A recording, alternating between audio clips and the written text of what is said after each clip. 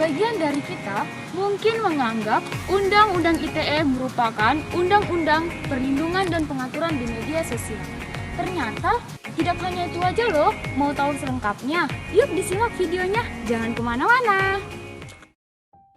Undang-Undang Informasi dan Transaksi Elektronik atau yang kita singkat dengan UU ITE.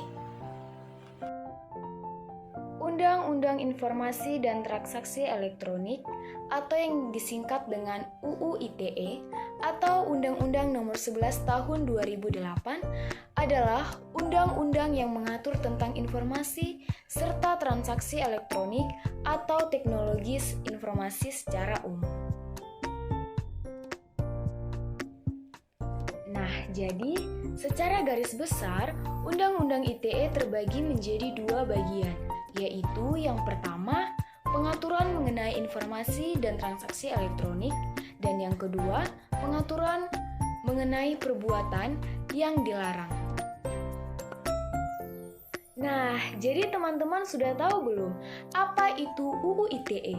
Nah, jadi Undang-Undang Informasi dan Transaksi Elektronik atau yang disingkat dengan UU ITE adalah ketentuan yang berlaku untuk setiap orang yang melakukan perbuatan hukum sebagaimana diatur dalam undang-undang ini, baik yang berada di wilayah hukum Indonesia maupun di luar wilayah hukum Indonesia, yang memiliki akibat hukum di wilayah hukum Indonesia dan atau di luar wilayah hukum Indonesia dan merugikan kepentingan Indonesia.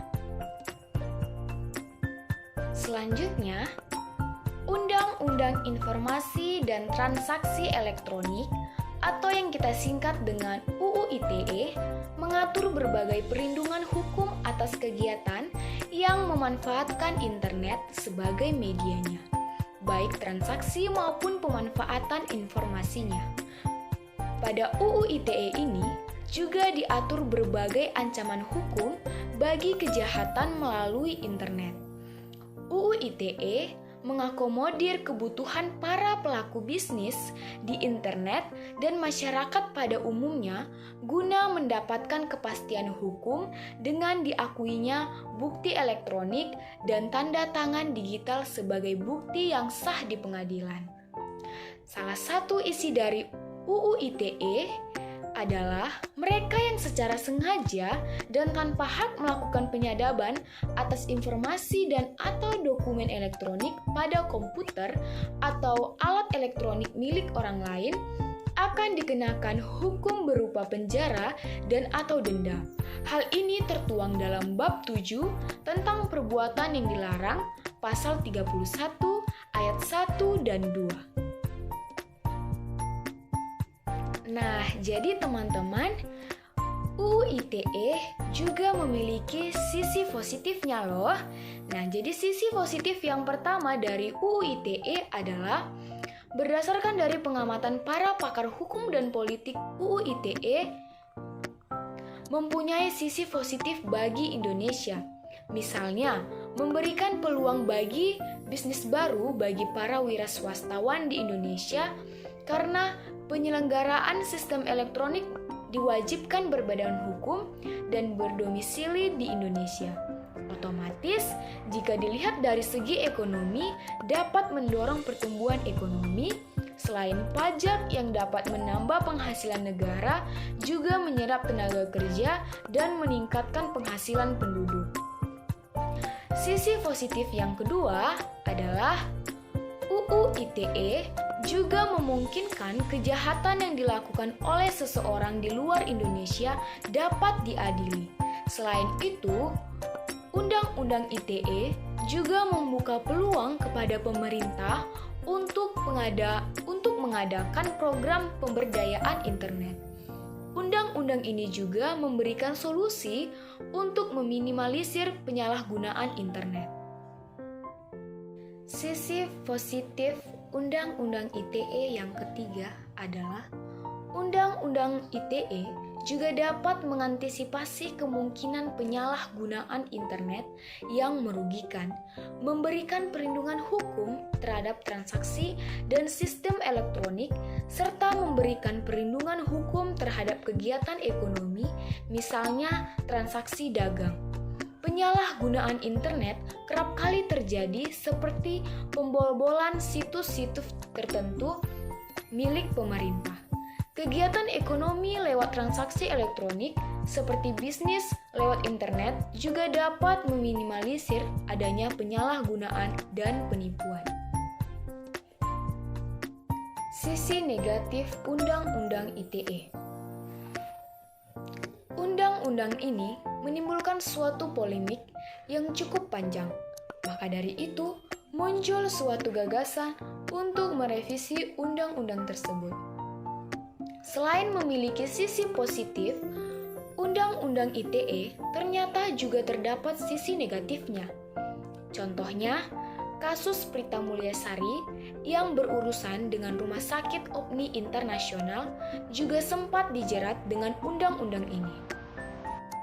Prita dituduh mencemarkan nama baik lewat internet, padahal dalam Undang-Undang Konsumen dijelaskan bahwa hak dari konsumen untuk menyampaikan keluh kesah mengenai pelayanan publik. Dalam hal ini, seolah-olah terjadi tumpang tindih antara UU ITE dengan UU Konsumen.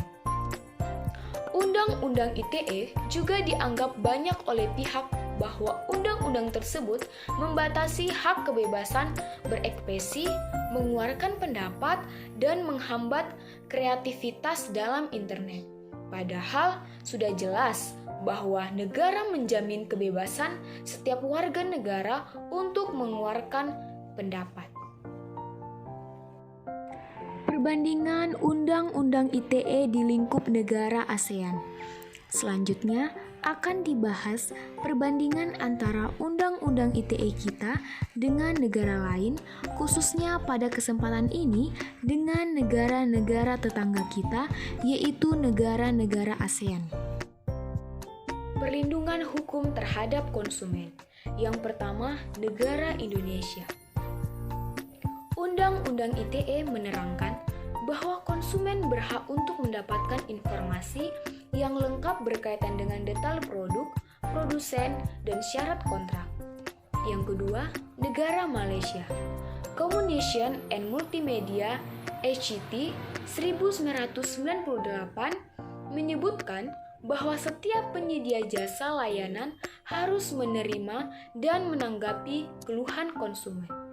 Yang ketiga, ada negara Filipina.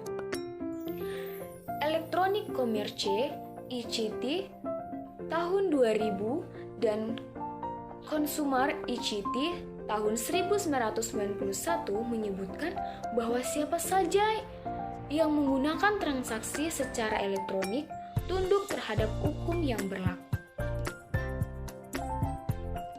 Perlindungan terhadap data pribadi serta privasi.